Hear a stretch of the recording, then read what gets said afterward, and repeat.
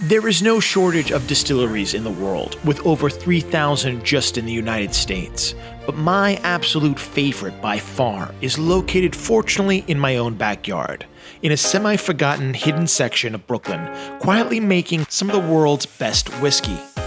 Kings County, located in the old Brooklyn Navy Yard, is to me a veritable booze paradise that if you ever visit, you will think you have died and gone to whiskey heaven. From its hauntingly beautiful cask room to its mad scientist tasting room, Kings County is immediately a feast for the eyes. Not to mention, they make some of the best award-winning whiskeys out there, period. While that's all well and good, to fully understand why this is my favorite distillery on earth and how truly epic this place is, you will require a quick history lesson. The New York Naval Shipyard at Brooklyn in its final hours, a massive, sad, and silent witness to a glorious past. It was one of the greatest shipbuilding and repair yards in the world. The Arizona, Missouri, Franklin D. Roosevelt, Independence, all took to sea from the Brooklyn Navy Yard. This is one of the first Navy yards in the history of the United States, commissioned in 1801 by President John Adams. It has produced nearly every major ship that's helped the US become a global superpower, employing tens of thousands of New Yorkers in the process, including a few of my own aunts and uncles during the war. That's my Uncle Johnny. It also is the site of the Great New York City Whiskey Wars. Alright, 1870.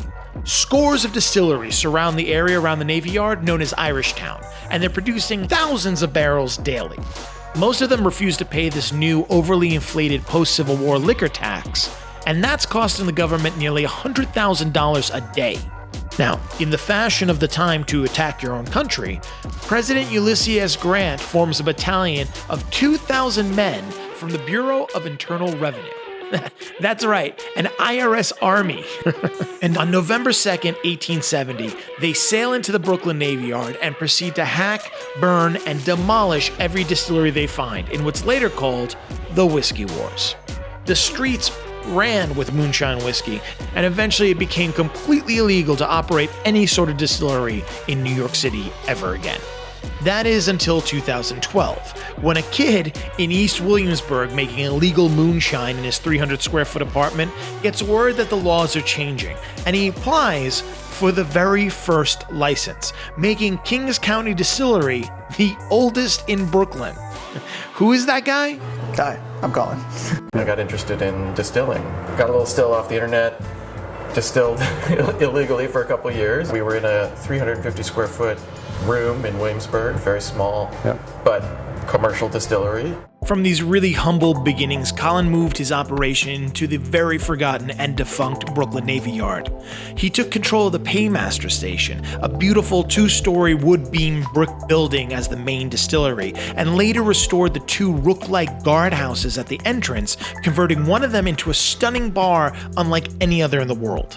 And the other? The other side, we did set up a distilling classroom where Anthony actually runs distilling classes, so people can learn how it's done on our smaller stills that Colin and David started the company on pretty much. Wow, that's super fun. Yeah. Is that something you could do at home?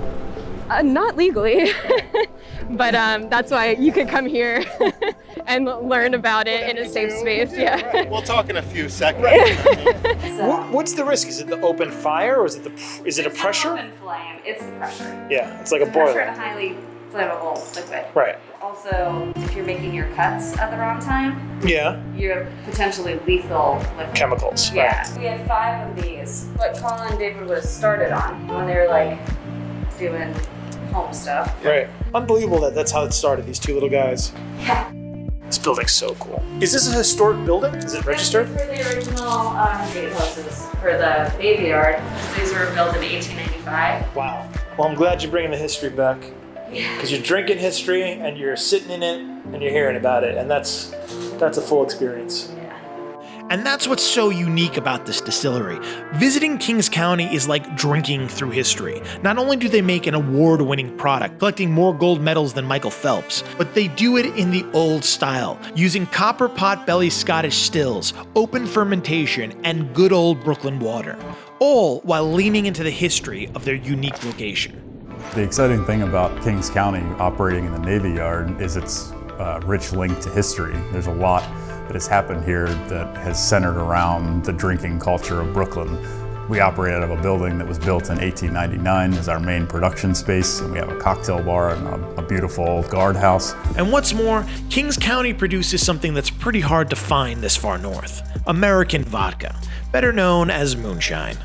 And to find out what a distillery in Brooklyn was doing making moonshine, we got the lowdown from their head distiller, Anthony. And what is moonshine exactly?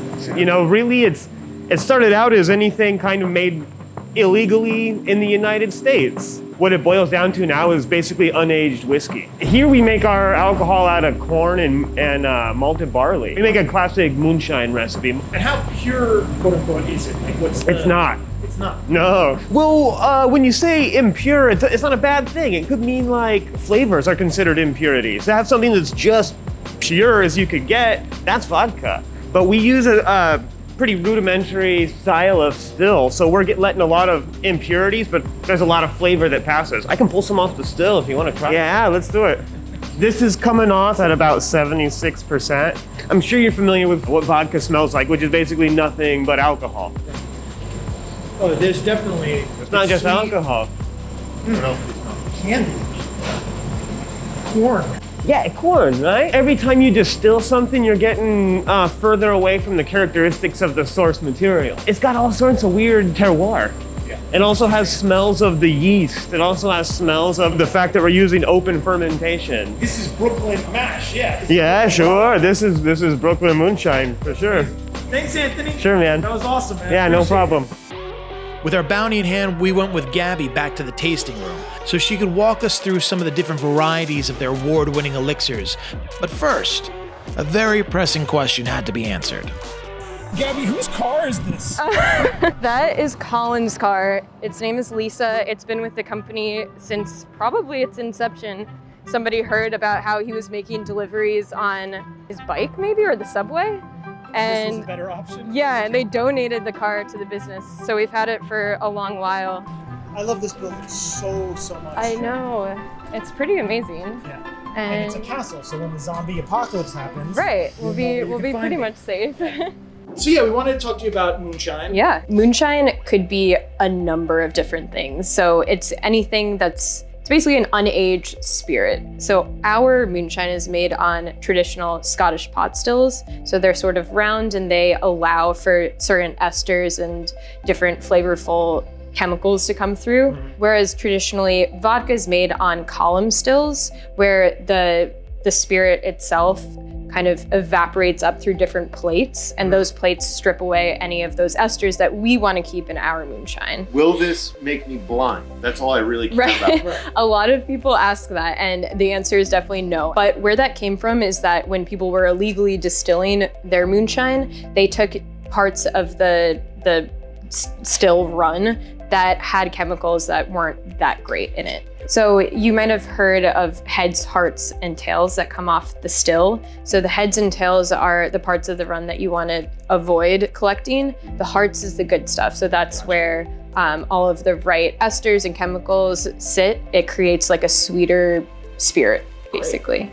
Yeah, let's dive in. Let's see what it's all about. So I'll start you off on our distiller's proof moonshine. It is the 70% kind of right off the still moonshine.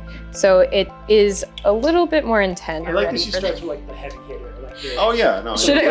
Maybe I shouldn't. No. You know what? Let's just try it. Yeah. It's just a sip, I would say. Yeah. There's a video. Yeah, I'm Cheers. ready.